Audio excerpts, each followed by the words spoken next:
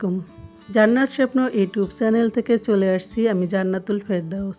কেমন আছেন সবাই? আশা করি সবাই ভালো আছেন। আমিও আপনাদের দয়ায় আল্লাহ পাকের রহমতে ভালো আছি। তো চলে আসলাম প্রতিদিনকার মতো নতুন একটি ব্লগ ভিডিও নিয়ে। তো আমার মেজো ছেলে খুব অসুস্থ, মানে ওর শরীরটা ভালো না। ওর হঠাৎ করে মানে জ্বর আসছে। ও হসপিটালে গেছিল আমার সাথে ডিউটিতে, সেই ভিডিওটা আপনারা দেখছেন।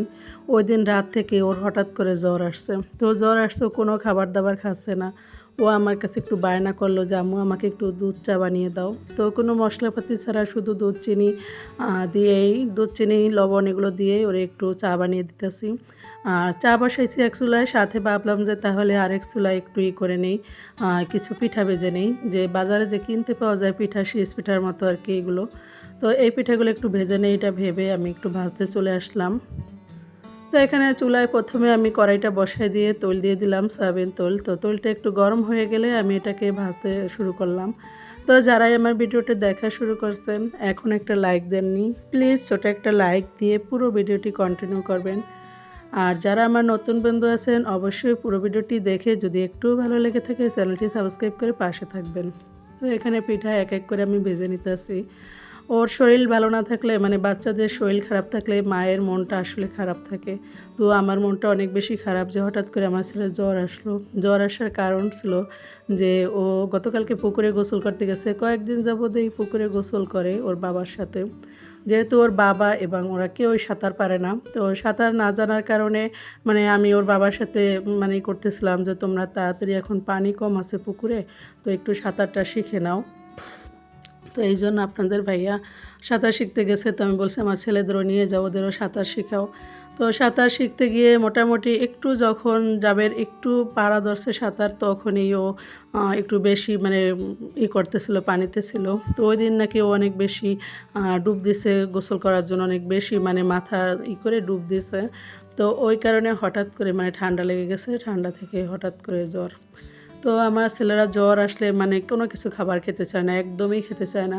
তো একটু দুধ চা বানিয়ে দিচ্ছি, সেটা কিন্তু একটু খেয়েছে। কিন্তু এই যে পাঁপড়টা ভাজি করছি, এটা কিন্তু বেশি একটাও পছন্দ করে না। মানে পছন্দ বলতে কি, এমনি তো খায় প্রচুর, কিন্তু ওই সময় আর এটা খাইলো না। মানে ওর জ্বরের কারণে মুখে মনে হয় ভালো লাগে না, তো এই জন্য খায়নি। তো এদিকে ভাজা কিন্তু প্রায় হয়ে গেছে।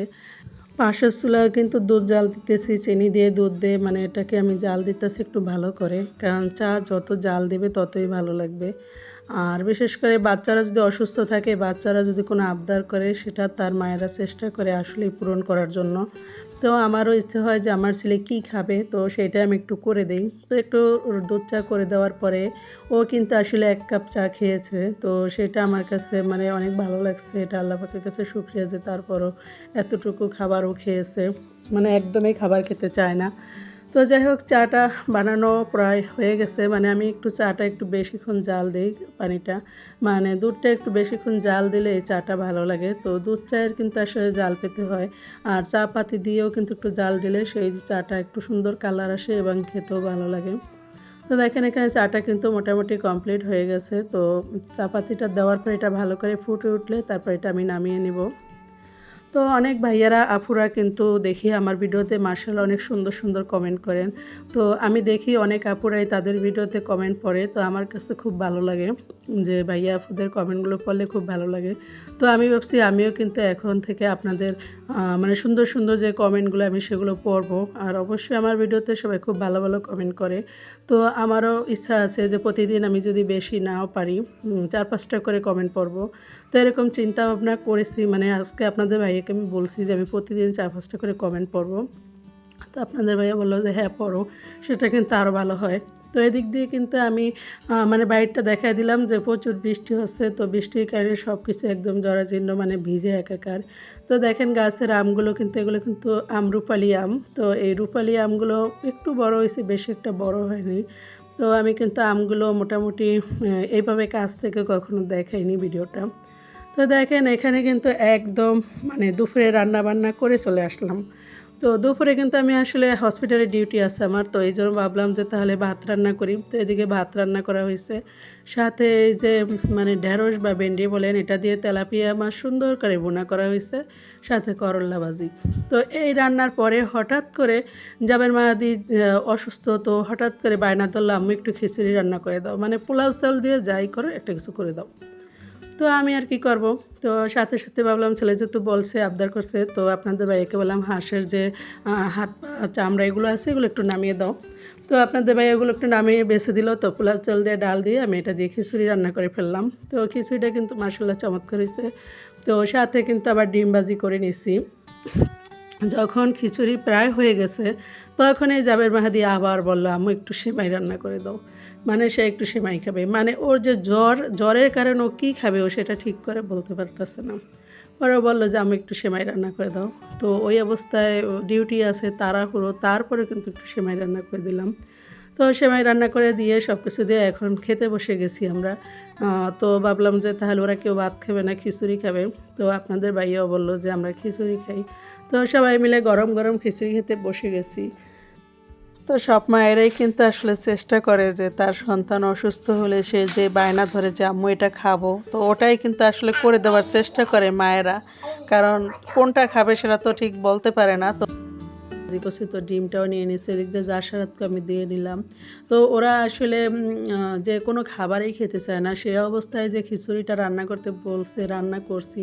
তো মাশাআল্লাহ আমার ছেলেটা কিন্তু খাইছে একটু। তো দেখেন এখানে জাবের মাদি কিন্তু এই মানে হাতাটা নিতে চেষ্টা করছিল, ওরে আমি বলছি বাবা এটা নাও, তো গরমের কারণে ও নিতে পারতেছে না। তো পরে আবার ও রেখে দিছে, পরে আমি আবার দিয়ে দিলাম ওকে। তো ও যে খিচুড়িটা খেয়েছে আমার কাছে কিন্তু খুব ভালো লাগছে যে না, তারপরও আমার ছেলে বলছে আমি রান্না করছি, ও খেয়েছে খাবারটা। মাশাআল্লাহ, আল্লাহ পাকের কাছে শুকরিয়া যে ও খেয়েছে। এদিক দিয়ে জাবের মাহাদি নিজের হাতেই ডিম নিয়েছে এবং ওর ভাইকে, ছোটো ভাই যে আমার জাসারাতকে 1 পিস ডিম দিয়ে নিল। তো আপনাদের ভাইয়াও খেতে বসে গেছে। আপনাদের ভাইয়া আর আমি মানে ওদের দেখে তামাশা দেখে আমরা বসে আছি, এরকম অবস্থা। তো সব কিছু শেষে কিন্তু রাতের বেলা অফিস থেকে এসে একটু আম বানাতে বসে গেলাম, কারণ আম বানানো খেতে ইচ্ছা করতেছিল খুব বেশি। আর জাবের মাদি যেহেতু জ্বর, তো আম বানাইলে ও একটু খেতে পারে এই চিন্তা করে মানে আমি একটু আম বানাইতে নিয়ে নিলাম। এইভাবে কিন্তু খুব সহজে আম বানিয়ে নিতে পারেন, পোড়ামরিচ দিয়ে একটু চিনি দিয়ে একটু লবণ দিয়ে আমি আমটা বানাবো। তো পোড়ামরিচের কিন্তু খুব কম নিয়েছি, একটু সামান্য পরিমাণ মরিচ নিয়ে আমি এটা বানাইতে আসি, কারণ জাবের জাসারাত খাবে। তো আমি আসলে ভাবতে পারি নাই যে জাবের জাসারাত আম বানানো এত ভালোভাবে খাবে। তো মাশাআল্লাহ আমার ছেলেরা খুব সুন্দরভাবে আম বানানো খেয়েছে। তো সেটা কিন্তু ভিডিওতে দেখবেন যে ওরা হাত দিয়ে নিতে আছে, কারণ এই জন্য আমি জালটা একটু কম দিছি। তো এই বছর কিন্তু আম তেমন একটা বানানো হয়নি। আমার বোন আসছিল যখন, তখন ও একটু আম বানিয়েছিল আর আজকে আমি একটু এই বানাইলাম।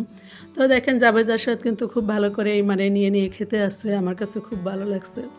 তো আজকের ভিডিওটা আর বেশি বড় করব না। সবাই ভালো থাকবেন, সুস্থ থাকবেন, সবাই আমার জান্নার স্বপ্নের সাথে থাকবেন এবং গঠনমূলক একটা সুন্দর কমেন্ট করে যাবেন। আমি আগামী ভিডিও থেকে আমি অবশ্যই চেষ্টা করব আপনাদের কমেন্ট পড়ার। তো ভালো থাকবেন, সুস্থ থাকবেন, আল্লাহ হাফেজ।